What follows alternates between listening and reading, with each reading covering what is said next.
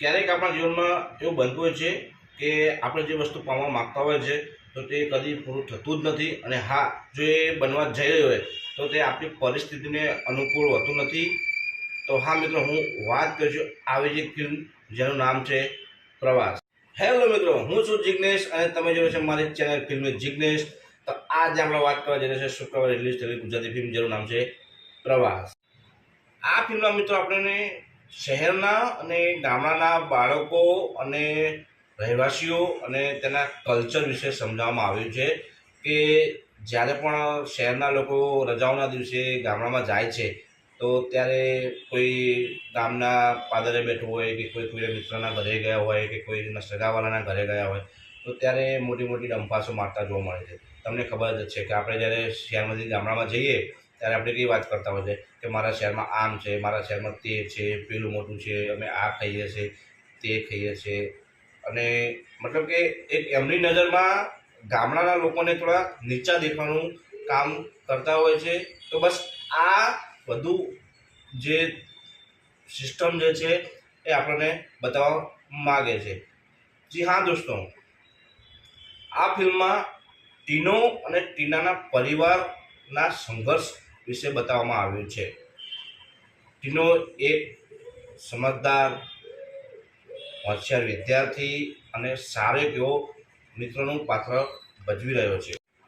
આ ફિલ્મમાં મિત્રો બસ આવી જ રીતે કોઈક વાર્તા બતાવવામાં આવી છે કે ભાઈ ટીનો જે ગામમાં રહેતો હોય છે ત્યાં એનો જે દોસ્ત હોય છે તો એનો મામાનો છોકરો એમના ઘરે આવે છે અને તે તેના શહેર વિશે બધું સમજાવતા હોય છે કે અમારા શહેરમાં આ છે, તે છે, અમદાવાદ, મતલબ કે અમદાવાદ વિશેની વાર્તા કરે છે કે ભાઈ સ્ટેડિયમ મોટું છે કે રિવરફ્રન્ટ છે.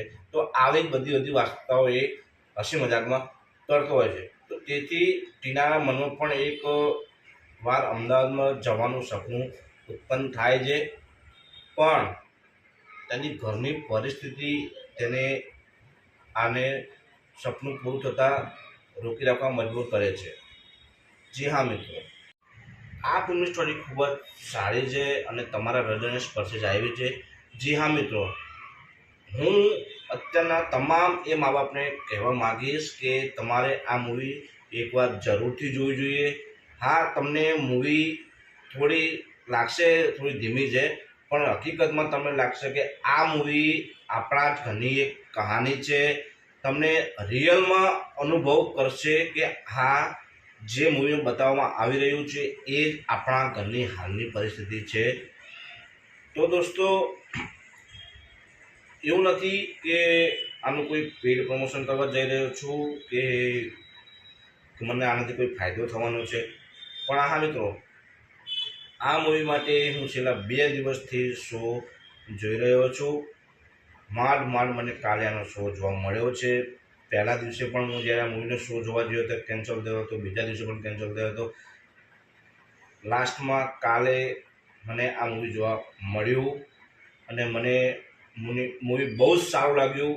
એટલે હું બધાને રિક્વેસ્ટ કરું છું કે જેમ લાલો ફિલ્મ તમને સ્ટાર્ટિંગમાં નહોતું ગમતું પણ ધીમે ધીમે જેમ એને લોકોના દિલમાં રાજ કર્યું, એવી જ રીતે આ ફિલ્મ પ્રવાસ પણ સારું છે, જોવાલાયક છે. એકવાર તો તમારે જરૂરથી જોવું જોઈએ. અને જે વાર્તા છે ને એ જ સાહેબ તમારા હૃદયને સ્પર્શ કરી લેશે. જી હા મિત્રો, અત્યારે બધા મા બાપે પોતાના છોકરાને આ મૂવી એકવાર જરૂર બતાવવી જોઈએ. એનું કારણ એ છે કે જે વીતેલા દિવસો છે એ તમને ફરી યાદ આવશે. હા મિત્રો, જે લોકો અત્યારે ખોટા ખર્ચાઓ કરે છે, આડી સંગતે ચડેલા છે, મા બાપની સાચી કમાણીના પૈસા આડે તેમ વેડફી નાખે છે, તે બધું આ મૂવીમાં તમને સમજવા મળશે કે આ મૂવી શું કહેવા માગે છે. જી હા મિત્રો, આ એક પારિવારિક ફિલ્મ છે.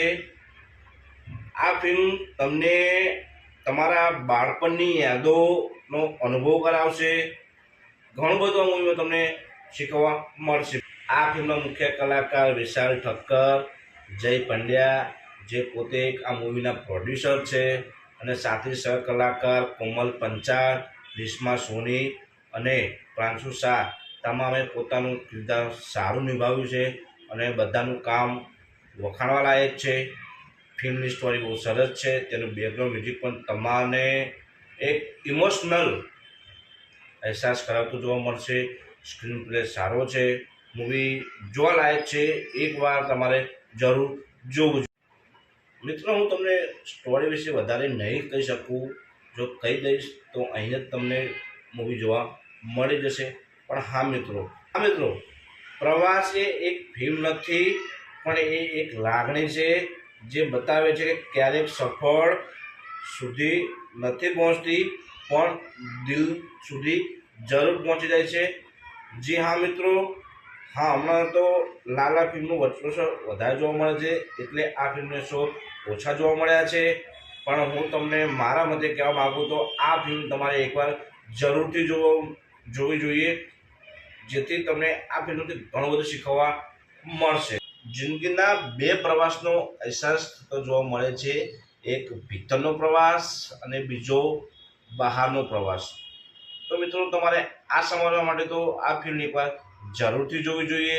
ફિલ્મ બહુ સારી છે અને બધાએ પોતાનું કામ સારી રીતે કર્યું છે કે તમારા દિલને સ્પર્શી જાય એક આવી ફિલ્મ છે. ફિલ્મ મુંબઈમાં સારો એવો રિસ્પોન્સ મળ્યો છે. આપણે ગુજરાતી છીએ, તેથી આપણે ગર્વ હોવો જોઈએ કે આવી મૂવી આપણા ત્યાં બને છે અને આપણે એને શાંતિથી જોવી જોઈએ અને વધારવી જોઈએ, કે જેમાંથી આપણા જીવનમાં 2-3 લાઈન જરૂરથી. મિત્રો, વધારે વાત ના કરતા હું આજે તમને એટલું જ કહીશ કે જો તમને આ વિડીયો ગમ્યો હોય તો તમે આની અંદર પ્રવાસ ફિલ્મ વિશે એક કોમેન્ટ જરૂરથી કરજો, અને જો તમને ગમ્યું હોય તો લાઈક કરજો અને તમારા ફ્રેન્ડ સર્કલમાં આ વિડીયોને આગળ મોકલજો. અને હા, આપણી ચેનલ ફિલ્મી જિજ્ઞેશને સબસ્ક્રાઈબ કરવાનું ના ભૂલતા. તો મળીએ આવા જ એક પ્રવાસ એટલે કે બીજા નવા વિડીયો સાથે. બાય.